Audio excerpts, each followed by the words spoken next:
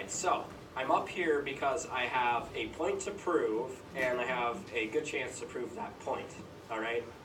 So, I have been bullied a lot, not a lot, but I've been bullied, and I don't like how it feels, and I don't want anyone else to feel that way. It's not a good thing that someone has to experience. And so, a friend tells me that I don't know what's going on in a bully's life, and I can't just assume that they have everything right in their life, that like they could have home problems I don't even know about. They couldn't even have a choice in their actions. And to that, I say is totally false, because every single person has a choice in their actions, no matter how big or how small. Alright? Choices can be very simple. They can be if you want to have toast for breakfast, or if you want to have cereal for breakfast. You have a choice in every single little thing, all right? And one of the biggest problems to bullying is the people who ignore it, and I feel that the teachers and the parents can be pretty oblivious to the problem at some points. So a couple months ago, we did a climate survey where we talked about acceptance at Grandview, and while they were going over the answers, I heard some kids talking and laughing, and I listened in, and they were laughing about how there was an answer on the survey for gay. And I know it's getting kind of boring listening to me just rant on about this, but there is a point in this, I promise you. So, a bully could go to college, and they could have a great life. They could get a great job, they can get really high up in the company. But then if they make the wrong person angry, that entire thing could just crash down to pieces. On the other hand, you could have a bully that could just not even go to college and then work at a McDonald's halfway across the Sahara Desert. And now we shall be talking about one of the forms of bullying, probably which people think is the most serious, physical bullying. Now, physical bullying I don't really see much of it, which is a good thing, and the times that I have seen physical bullying, they were directed towards me or my friends. And I'm going to tell you guys a story about something that happened to my friend. So me and my friends were going down to an ice cream shop. You might know it's called Lost Lake. It's very good. I'm not sponsored. And so we pull up to the bike chain area, and we chain our bikes in. And there's a kid from our school there, and he's talking about how his bike is $300 and about how it's better than ours and how we should feel bad. And my friend has his sister's bike, which is pink, and he starts making fun of him for having a pink bike. And so my friend says, "It looks like you got your bike from a garage sale."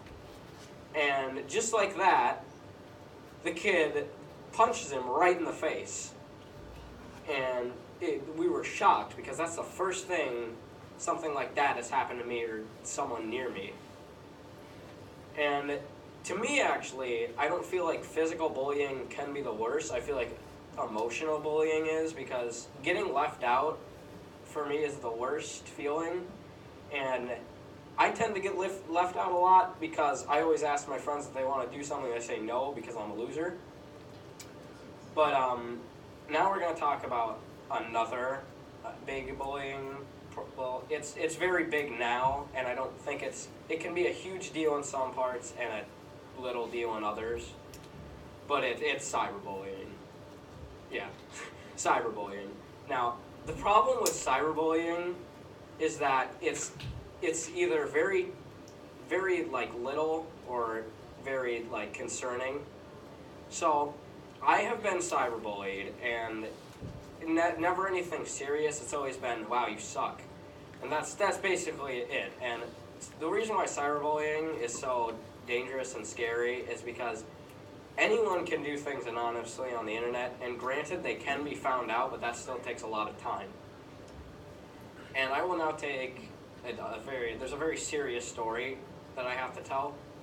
I was playing a game with one of my friends once on it was a CSGO match. And in CSGO, you can attain skins for your items, and that's fine, but they cost thousands of dollars in some cases and hundreds of dollars in others. So me and my friend were playing a match, and he's a little bit of a jerk, so he was just talking trash about the other team, and he says he was going to DDoS one of them. And DDoSing is basically the denial of service.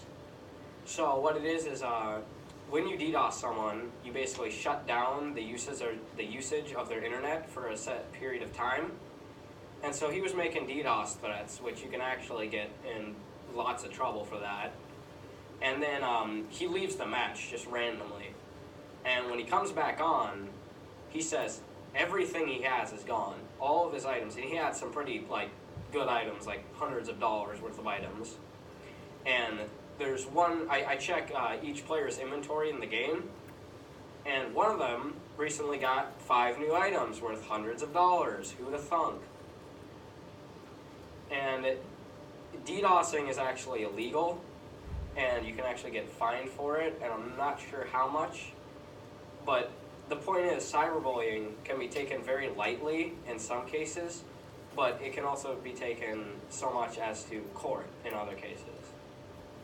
And overall, bullying is something that should not happen, but is not going to be stopped. And the point of this TED Talk isn't to make you think, it isn't to make you say, I'm not going to bully that kid anymore. It's to make you think about your actions before you take them.